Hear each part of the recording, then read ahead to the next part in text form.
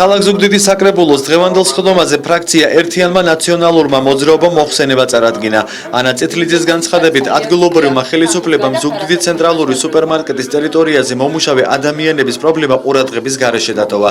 დეპუტატმა ასევე ქალაქის ტერიტორიაზე ტროტუარებზე ქვაფენილების დამგები მუშების სახელფასო დავალიანების შესახებ საუბრა და აღნიშნა, რომ საკითხი ამ დრომდე გადაუჭრელია. ანა წითლიძის მოხსენებაში მოხვდა ასევე გრევის პირას მყოფი ზუგდიდის თეატრი. მისი თქმით, არაერთი დაპირების მიუხედავად პრობლემა მოუგვარებელია. აღნიშნული მოხსენების წარდგენას უმცირესობის დეპუტატსა და საკრებულოს თავმჯდომარის შორის კამათი მოყვა. მერაბ ქვარაიამ ანა წითლიძის მიერ გამოთქმული შენიშვნები არ გაიზიარა და ოპოზიციური ფრაქციის წარმომადგენელი საკითხის პოლიტიკურ მანიპულირებაში დაადანაშაულა. პასუხად ანა წითლიძე მერაბ ქვარაია პოპულისტური განცხადებების გაკეთებაში დაადანაშაულა.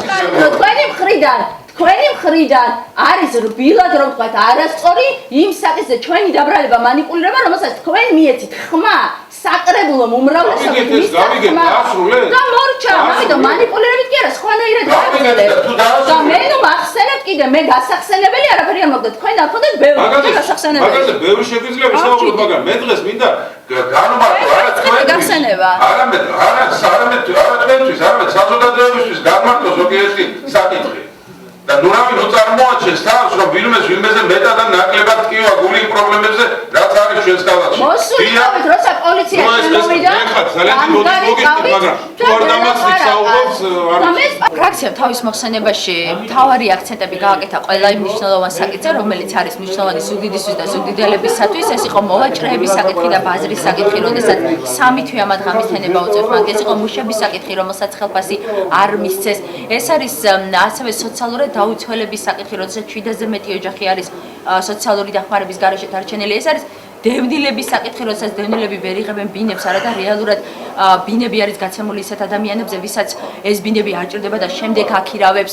ეს იყო თეატრის, ზუგდიდის თეატრის საკითხი, რომლის რეაბილიტაცია შეჩერდა და ეს იყო ყველა ის პრობლემა, რომელიც არსებობს IP-ებში, იგივე ჭადრაკის სასახლის რეაბილიტაცია, იგივე სამხატვრო სკოლა, რომელსაც ფართი არ ყოფნის და იგივე ცენტრალურ ბიბლიოთეკასთან დაკავშირებით. ანუ ეს სოციალური და ეს ეკონომიკური თუ სხვა სახის პრობლემები ვთვლით, რომ არის ძალიან მნიშვნელოვანი დღეს ზუგდიდისთვის და ზუგდიდელებისთვის. სხდომის დასასრულს ქალაქ ზუგდიდის საკრებულოს თავმჯდომარე მედიასთან კომენტარი გააკეთა. მერაბ ქვარაიას განცხადებით, კრიტიკა მისაღებია, თუმცა ის რეალური უნდა იყოს. ჩვენ ვართ ხელისუფლება, რომელიც ღებულობს კრიტიკას.